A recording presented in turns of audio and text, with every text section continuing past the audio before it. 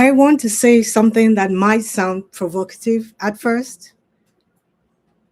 If women don't speak up, if we didn't speak up, if we didn't say what wasn't working, if we didn't expect more, a lot of relationships wouldn't last and wouldn't last forever, as they say. Or they would last, I'm sorry, but they wouldn't be good relationships. Pardon me. They'd just be relationships that existed quietly, but nothing fulfilling, nothing really driving any type of desire for the parties within the relationship.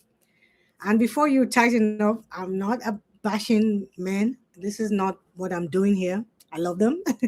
This is about noticing patterns, patterns that show us how women were raised, patterns that emphasize how we were trained to tolerate, to put up with things, and what happens when we eventually stop the patterns, when we eventually decide that we're no longer going to continue to show up like this in perpetuity. It's what happens when the training that we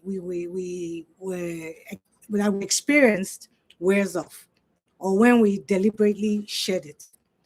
Because what a lot of people call complaining is often what happens when a woman wakes up. And I don't mean literally waking up, I mean it in the figurative sense, where you decide that you're no longer going to put up with this within this relationship, where you decide you're no longer going to dim your voice, shrink yourself. When you decide that you're going to speak up and go for what you want and ask, demand even that your needs be met. A lot of high achieving women were raised, and when they were raised, they were raised to take on responsibilities very early, very young. You have 10-year-old girls responsible for younger siblings, cooking, cleaning, young. And those things, again, are not necessarily negative things. They're just things that we internalized and made a part of us, where we grow up now still feeling obligated to carry and maintain and do things that adults are capable of doing, or that are not even ours to begin with. We learned how to read the room. I don't know if I'm shouting. I'm really wanting to share this because it's something that has been on my heart for a while. We learn how to read the room, to shift ourselves, shift how we show up, shift what we say, in general, make ourselves more agreeable, acquiescing the needs of people around us. We adjust. This is what comes innately to us. We're just like, we learned how to anticipate what was needed before people even voiced their needs or their wants. We learned that keeping things smooth keeps us safe. And that's the message. That's the pattern. Safety for us became when we're doing things and other people are benefiting from that. When the things that we do get us praise, acknowledgement. When the things that we do keep relationships intact. And outside of romantic relationships, even relationships with our friends, even parental relationships, all fall under that bucket, even though this particular life is about romantic relationships, but it's the behavior that we take everywhere anyway. So we learn that when we do certain things, when we show up in certain ways, when we act in certain ways, when we say certain things, we're safe because the people that we're in relationships with, the people that we're in community with are okay with that. And for some of us, because it earns us external validation.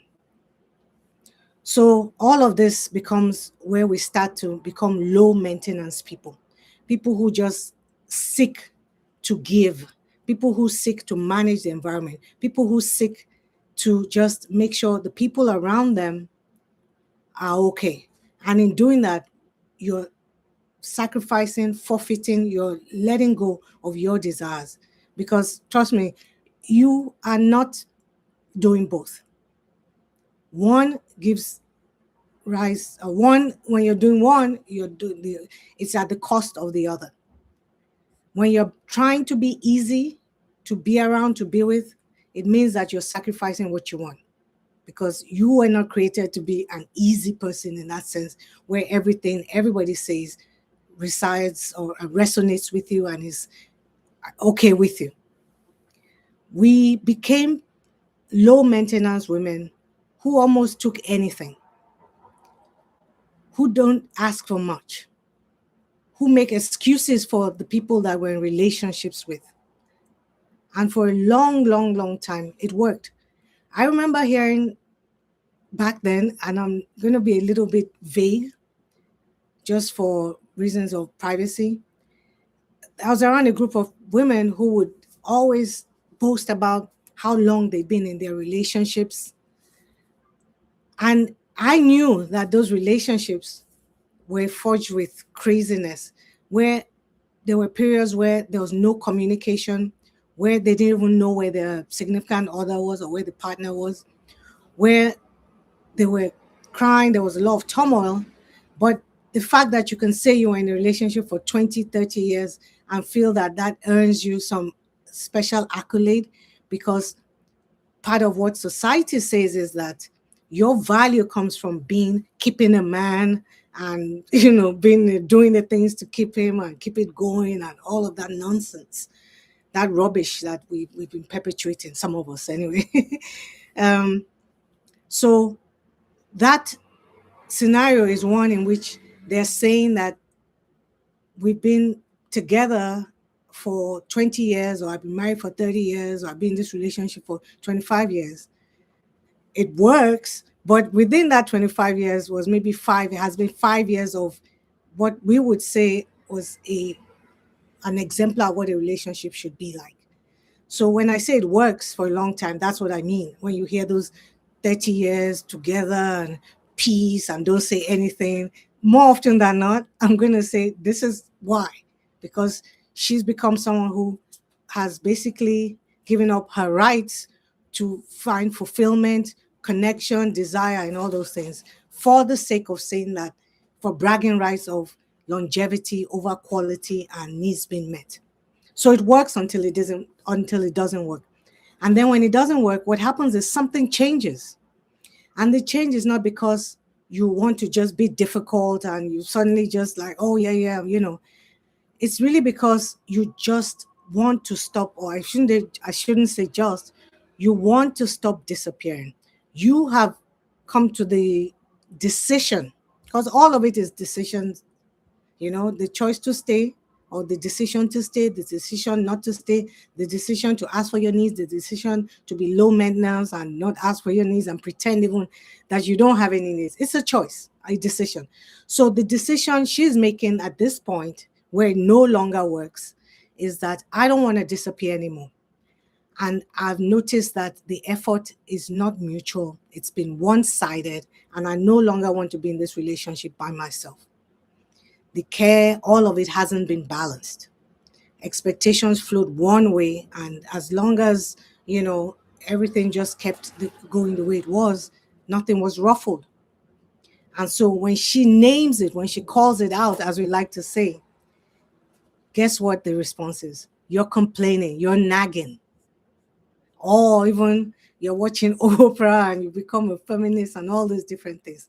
But what is actually happening is that when you get up to enforce your standards,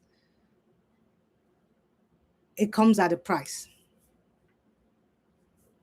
What's happening is you're actually, what's happening is standards are being pulled into this space that you've been in. And the standards that were built on your silence. So you're no longer willing to be silent. You're no longer willing to go along, to get along. You're no longer willing to continue without your needs being met, or at the very least being acknowledged. And so for the party or parties that benefited from your overfunctioning in a low maintenance phase, your voice feels disruptive.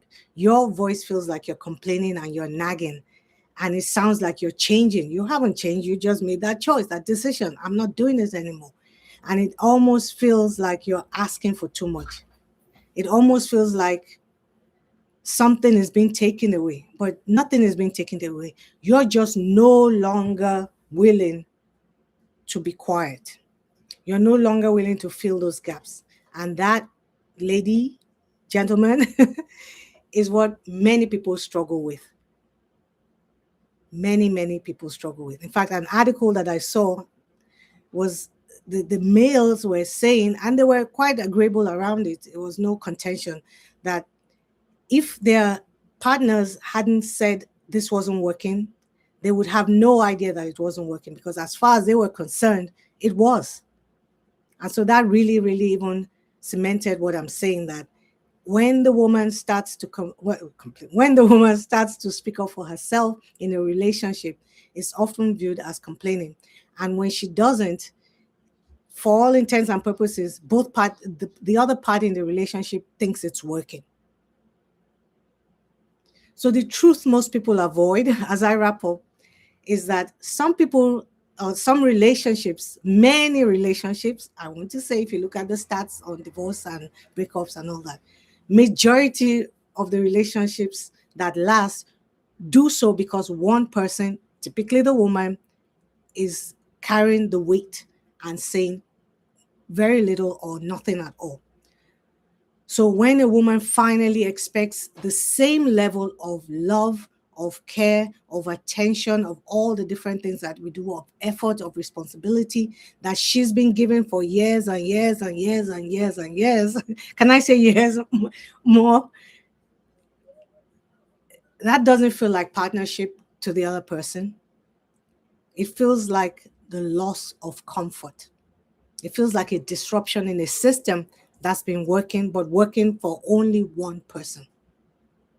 And so it's not about complaining. None of what I'm saying is about complaining. It's you expecting alignment after years and years, or after a period of time, maybe it's not years.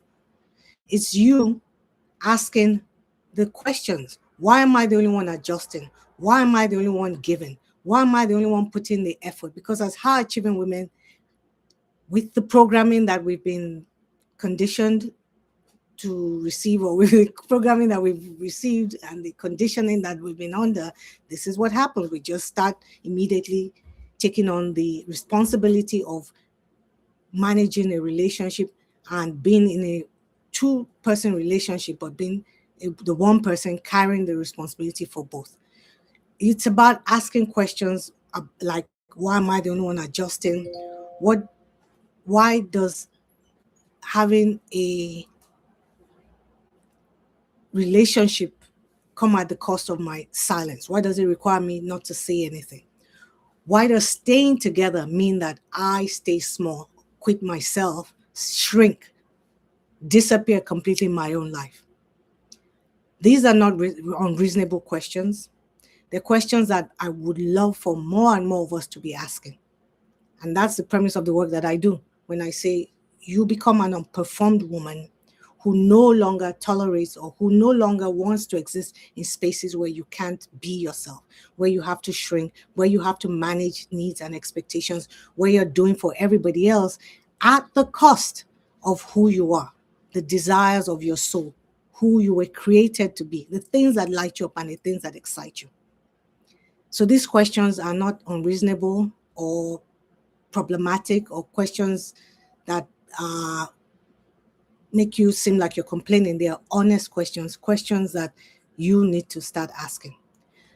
If this resonates, any part of it, I want you to sit with one question tonight or today, whenever you watch this. What have you been calling maintaining the peace, maintaining the relationship, that's actually been you self editing or self erasing or self erasure? That question, when answered honestly, is where things start to change. And if you would like to go deeper with this, especially if you paused at some point and thought, yep, this is me, or this has been me, or I've seen this, I have something called the Rediscover You audio series. It's for moments when you realize that you've been holding yourself back just to keep this illusion going. It's just a few minutes to help you reconnect with yourself when you feel that familiar tightening, when you start to do it or when you continue to do it. So if you want it, the link is in the description, and I will see you in the next video. Share this with someone you think would need to hear it or love to hear it or wants to hear it. And yeah, ciao.